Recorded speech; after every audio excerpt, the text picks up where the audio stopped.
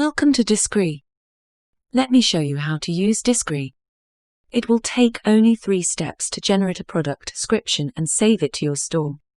Step 1. Click on the Edit Product Description button.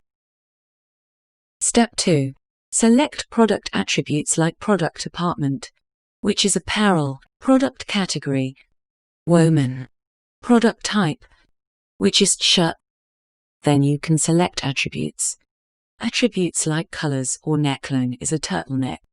The color black, you can wear it in winter, so season winter, and you can always select more attributes or click on Generate Description button. How about that? Your description is generated. If you don't like it, click on the Regenerate button to generate a new unique description.